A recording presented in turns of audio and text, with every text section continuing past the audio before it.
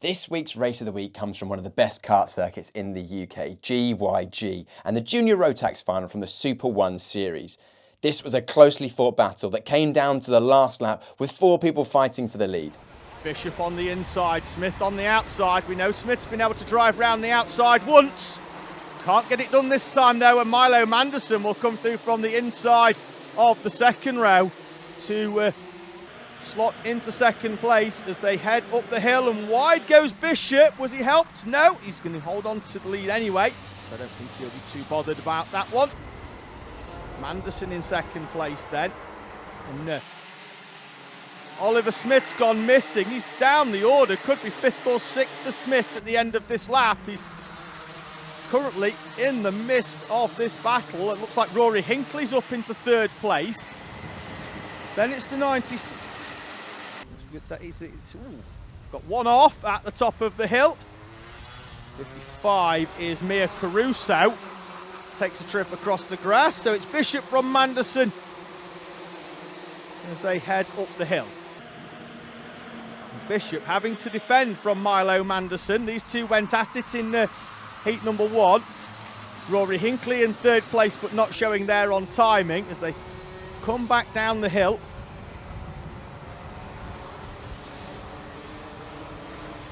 Jackson Lane in 4th place in the 57, in front of George Cole and Joseph Murphy.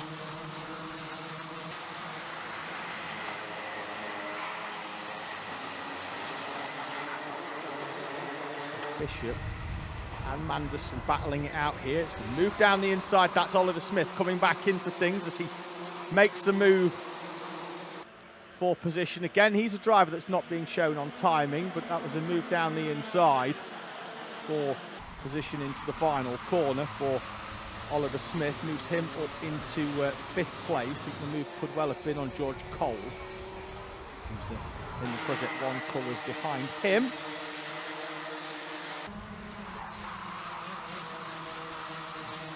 Top 4 just seem to be having a bit of a settled moment, although Hinckley in 3rd place there, a bit squirrely on entry, and it's not helped his run down the hill particularly, and that should give Jackson Lane a chance, but then he gets a little bit of snap oversteer around the first corner, and it could well be Oliver Smith who takes advantage, and indeed it is Smith.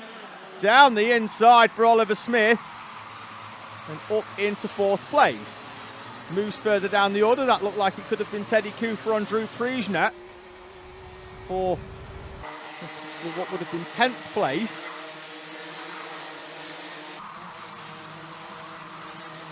Bishop's got a bit more of a gap now on Milo Manderson than what he had before. A few kart lengths, that's for sure. But we're all the way down to Amy Peacock, who is in 10th place. It's showing as 9th, because I think she's 10th. Teddy Cooper did indeed get past Drew Priesner, so we were correct in what that battle was. Really Jurek in 8th place has been reinstated in the timing. Sam Flynn, who's been good all day, a difficult qualifying for the 42 at the start of the day. And 94 of Joseph Murphy from 7th place trims the daisies. Manderson's reeled Bishop back in throughout this last lap or so. Hinckley is still there in 3rd, drops the order a bit, but then comes back into things. And he just needs to stick around for when Manderson and Bishop start to scrap, which is it's not a prediction, that's a spoiler, because it will definitely happen in the remaining 5 minutes plus 1 lap of this race.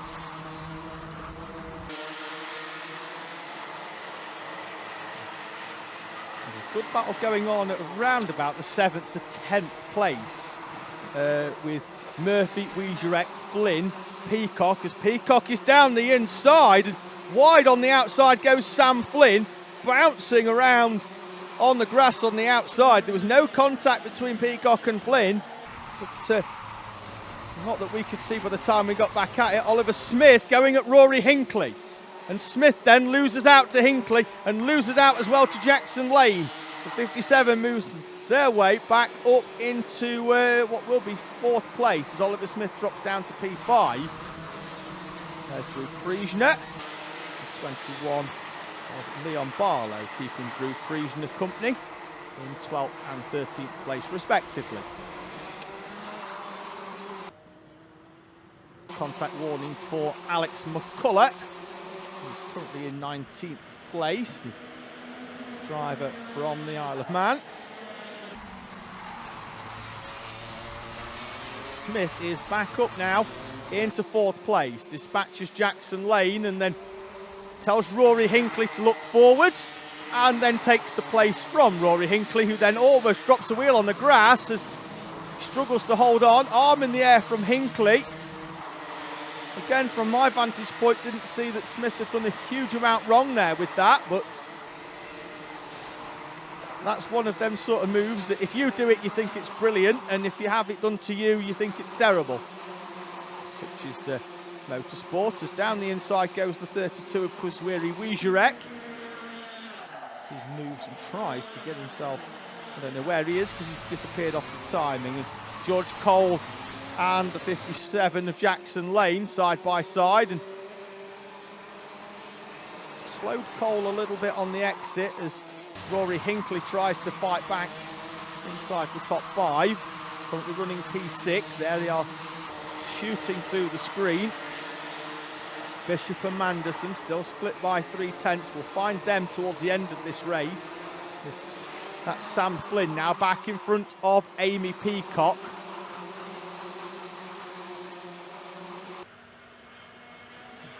Hinckley and Junior-Rotax down the timing. They'll get reslotted back in, as happened every other lap so far.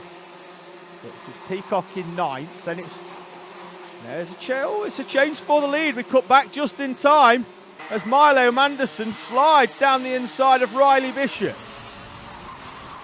Manderson now feels that he's got enough pace to not only make the overtake, but also hold on and defend. He's made the move in enough time that Riley Bishop was unable to take defensive lines, and not taking a defensive line has allowed Bishop back through. Milo Manderson, who worked so hard to take the lead, is going to have to do it all over again, and he's going to have to do it very quickly because Oliver Smith's through up into 3rd place. Off camera, Smith now in 3rd, only 0.8 of a second behind, and that's basically one overtaking opportunity. And Riley Bishop now trying to defend off Milo Manderson and also try and back him into Oliver Smith. Door closed by Bishop on Manderson. And come down the hill. Remember, they're doing 42s. And they may well cross the timing line with enough time to get 3 laps in. Indeed they do. 3 to go in Junior Rotax here at Glan-y-Gors for round 4 of the Rally Replay Super 1 Championship. Manderson, Bishop, Smith, Lane, your top 4, and it will be a 4-kart battle for the lead because Smith and Lane are right there. George Cole's in the background as well. Wouldn't surprise me if he was able to catch up because they will slow each other down. Their last lap, half a second off their best, and it will only get slower as they defend positions at the end of this race. Riley Bishop leads us down the hill towards the final corner with Milo Manderson for company. Oliver Smith, Jackson Lane are there. Not close enough to take advantage just yet, but their time will come. George Cole in 5th. Close up at the top of the hill. And Manderson edging closer to the back of Riley Bishop. Time is down to 0. They'll get the last lap board in about 15 seconds time.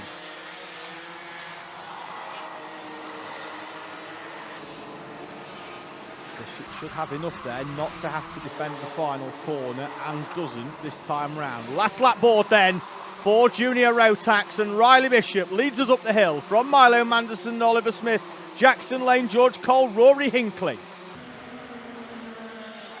Bishop will defend to the inside. Manderson trying to switch back and trying to get a faster line down the hill. Bishop will park the kart to the inside. Manderson trying to switch it round the outside.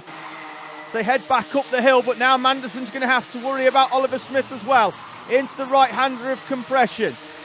So they head back down the hill towards the Devil's Elbow. Bishop leading them through.